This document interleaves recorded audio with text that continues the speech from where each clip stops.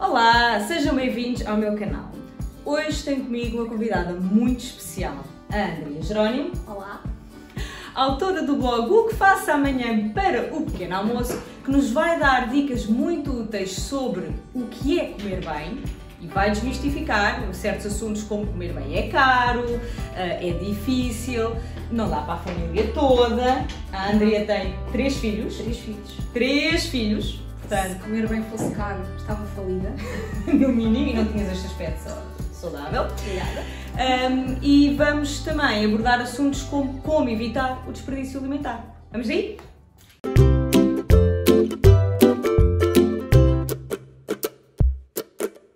Andrea, obrigada por teres vindo. Obrigada por convidares. Muito bem-vinda. E a primeira pergunta é: porquê o pequeno almoço? O pequeno almoço. Bem, isto tudo começou depois da primeira ter nascido, não é? Temos que ir sempre contando 1, 2, 3. O meu pequeno almoço era aquilo que tradicionalmente a maioria das pessoas comem: uma torrada e um galão, ou um copo de leite. E a consciência por uma alimentação mais saudável surgiu nessa altura, principalmente com o tema do pequeno almoço, em que um pequeno almoço tão simples e tão rico em hidratos pobres me levava a ter fome à meia da manhã e, portanto, em vez de um pequeno almoço, eu normalmente tomaria 2 e estaria sempre pronta para o almoço logo ao meio-dia. E, portanto, quando comecei a ter consciência de uma alimentação mais saudável, comecei a pensar, e a pensar muito no dia antes, o que faço amanhã para o pequeno almoço. E, portanto, vinha daí e partilhava com os amigos e as fotografias do que faço amanhã para o pequeno almoço. Exatamente. Vocês agora também já podem fazer parte da lista de amigos da Andrea e saber o que fazer amanhã para o pequeno almoço. Mas o que é que faz um pequeno almoço saudável? O que é que tu recomendas a quem nos está a ver? Olha, eu acho que há uma parte que é importante, que depende de cada pessoa, o que a faz sentir-se mais saciada, mas o importante é garantir isso, que te sentes saciado durante um par de horas. Por exemplo, para mim funciona e é essencial ter proteína no prato, com quantidade. Portanto, eu não dispenso ter sempre pelo menos 1 a 2 ovos mexidos, estrelados, o que seja. Preciso da proteína.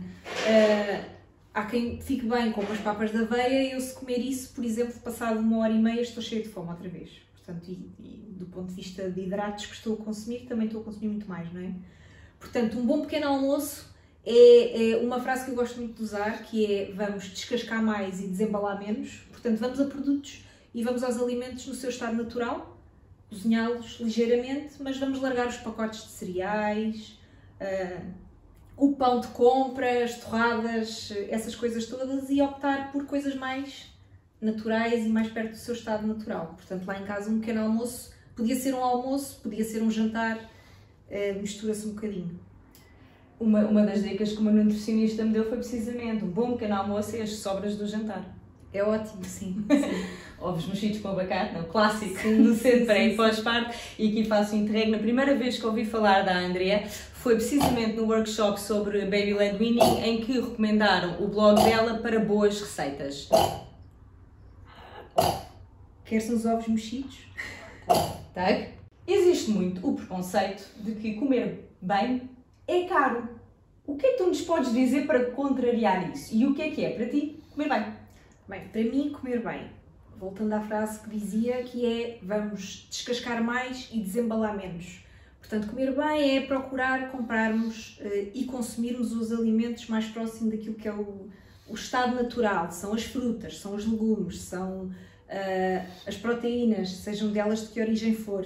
E é evitar o comprar, e até para fazer o comparativo do que do que ser caro ou não, eu tenho alguns posts com isso, que é: como é que eu dou peixe às crianças em casa? Embalagem de douradinhos. Portanto, não só aquilo é caro, se nós fizermos a comparação e começarmos a olhar para o preço ao quilo versus a quantidade de peixe que realmente uma refeição dessas tem, e é muito mais barato eu oferecer peixe natural aos meus filhos. Por exemplo, 1 quilo de cavala custa-me 5€ o quilo e é muito mais barato do que com qualquer embalagem de douradinhos que eu possa comprar e oferecer. Portanto, comer bem é comer o mais próximo daquilo que se calhar comiam, já não digo os nossos pais, mas os nossos avós. Vamos procurar comer os alimentos o mais próximo do estado natural que eles têm. Se é caro, não é. É caro se eu só fizer compras em supermercados biológicos, se eu só procurar as zonas bio de um supermercado normal, se eu for pelos rótulos que me dizem isto é um super alimento, mas estou mais uma vez a comprar uma embalagem de qualquer coisa que veio do outro lado do mundo. Não, vamos comprar produtos locais, vamos à mercearia da esquina, vamos ao mercado, vamos à peixaria. Tu vais à frutaria, a priori já são os fornecedores locais que fornecem mais os mercados. Bios, sim. E não só isso, como comprar o que é da época, não é? Porque é que eu vou estar a consumir morangos numa altura em que não há morangos? Se calhar, primeiro, passam por um processo produtivo, não é? Com pesticidas e etc. E, portanto, não são assim tão naturais, são muito mais caros o quilo e esta não é a altura de comer morangos. Portanto, já agora, se quiser mesmo consumir, porque são ricos em antioxidantes e, portanto, é um alimento muito interessante, vou comprar descongelados. Porque alguns desses alimentos ultracongelados são interessantes, mas não para consumo diário como é. Então vou optar pela fruta que é da época, vou optar pelos legumes que são da época, tentar comprar local, ir aos mercados, para não estar a comprar a manga de avião que vem não sei de onde. Sustentabilidade também é entrar aqui neste debate, que é muito interessante, principalmente para quem me segue, a sustentabilidade é logo um dos fatores e agradeço por estar já a introduzi-la, escuso de perguntar. Portanto, para resumir, comprem local, comprem o mais natural possível e cozinhem em casa. E agora a próxima pergunta, está bem, mas então eu não tenho tempo para cozinhar, como é que eu me organizo? Pronto, e aí vem a palavra-chave que se chama planeamento. Gente, isto serve para tudo na nossa vida. Isso é uma das coisas que eu fui aprendendo. Também sei parar e deixar de planear, porque também precisamos de tempo para não nos estar sempre a preocupar com planos, mas o planeamento é a chave para tudo. E quando nós definimos um objetivo ou temos uma intenção que queremos atingir, nós precisamos de desenhar o caminho que queremos lá chegar. E os planeamentos servem para várias coisas na nossa vida, incluindo para aquilo que é, se eu quero ter uma alimentação mais saudável, mais sustentável, mais económica. Um exemplo básico.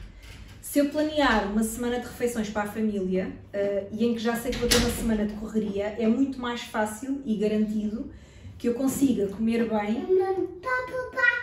O papupá está ali. Pronto, lá vai o papupá.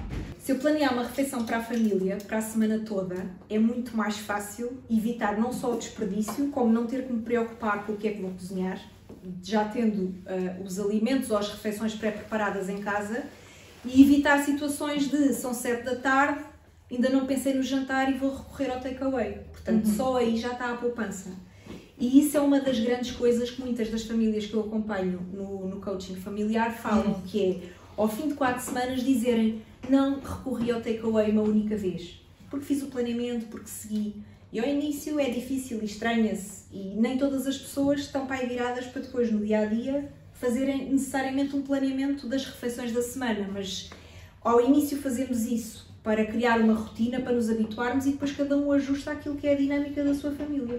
Então fala-nos desse coaching familiar, isso é uma das coisas que tu ofereces e como é que funciona? Pronto, como é que funciona? Grupos muito pequenos e faço em grupo, também tenho sessões individuais, mas acho que em grupo é muito rico porque há sempre partilhas entre todos e aquela coisa do eu não faço ideia do que cozinhar, cozinho sempre o mesmo. Por ser em grupo e por haver trocas e porque está disponível para todos o grupo, o planeamento uns dos outros, ajuda a que nunca me lembrei de cozinhar esse tipo de alimento desta forma. Portanto, há ali uma troca de experiências interessante. Como é que funciona? Falamos sobre alguns conceitos básicos associados ao planeamento, coisas muito básicas associadas à nutrição ou mesmo à alimentação funcional, a importância das proteínas, os tipos de hidrato de carbono que nós temos, as gorduras, que são vistas sempre muito como um bicho, mas elas são importantes se forem gorduras boas, principalmente nas crianças e no desenvolvimento do nosso cérebro. Vamos chegar lá. Vamos chegar lá. E portanto passamos muito por isto e depois cada um à sua medida, sem pressão, porque é um programa de 4 semanas e portanto isso é a magia que tem e é o que também dizem de benefício, que é não sinto pressão por fazer alguma coisa, porque cada um vai ajustando à sua medida e na rotina da sua família vamos fazendo o planeamento das refeições. Vamos fazendo o planeamento das refeições para a semana e vai-se fazendo ajustes. Pronto. E agora estava mesmo na altura do lanche. Pois isto é meu filho que eu fui pedir mama. Eu percebo, lá em casa também é as mis. Vamos ver aqui as mimis. Olha, é quase parecido. É parecido, não é amor? Mimis. Então durante a noite, mi.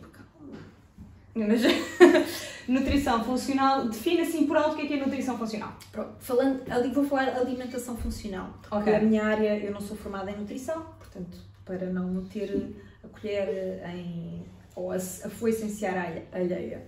Alimentação funcional tem muito a ver com não só nós conhecermos o nosso corpo e as necessidades que nós temos do ponto de vista de alimentos, como também fazer estas escolhas, como falava há pouco, muito próximas do mais natural possível e o mais equilibrado possível.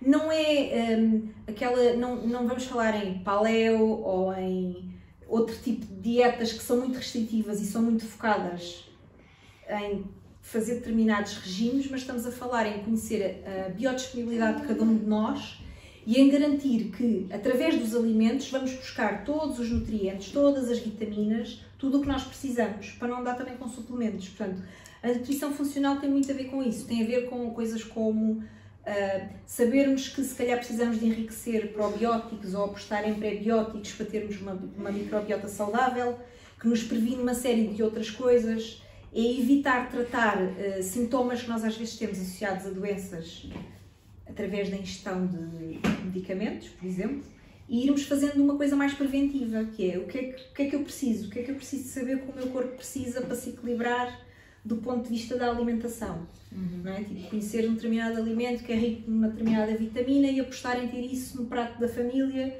em vez de agora vou dar suplementos aos miúdos só porque sim. Portanto, a variedade, no final do dia, a variedade é o que nos dá a maior biodisponibilidade para todos.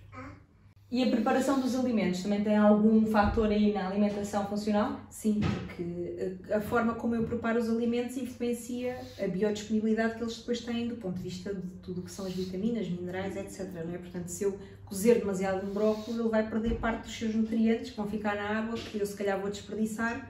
Portanto, eu posso comer 1 kg de brócolis, mas não vou conseguir tirar deles o mesmo do que se tiver a cozedura certa. Portanto, também é importante conseguir perceber isso e aí aconselho-vos a todos a procurarem alguma informação para garantir que estão a cozinhar no tempo certo, por exemplo. Eu também aconselho que espreitem o coaching familiar da Andrea para poder planear as refeições da família. E agora uma pergunta muito importante, dá-nos 3 dicas para evitar desperdício alimentar. 3 dicas para evitar desperdício. Guardem os restos. Restos lá em casa, seja uma coisa que parece que não vai dar para uma refeição, eu vou guardando, por exemplo, restos de carne, vou guardando numa caixa congelada, restos de peixe noutra, saem o quê? Saem uns belos croquetes, saem uns belos douradinhos, ou qualquer coisa assim. Mas não são tão belos, mas saíram. Mas pronto, é uma boa forma, que é guardar. Depois evitar desperdício, seja, por exemplo, energético. Se eu já liguei o forno para cozinhar qualquer coisa, vou aproveitar o que é que eu posso colocar mais no forno, que fique uma refeição feita para utilizar mais tarde. Outra forma de aproveitar ou reduzir desperdício, neste caso é para incrementar o benefício que nós trazemos dos alimentos quando cozinhamos. Aparas, cascas de legumes, guardar tudo. Aparas, cascas de legumes. Aparas, cascas de legumes, fazer um caldo e depois conservar esse caldo para cozinhar mais tarde, por exemplo, para pôr num refogado, para pôr num risoto, numa sopa, por exemplo, que já tem ali uma boa concentração de alguns nutrientes que se iriam desperdiçar porque iríamos deitar fora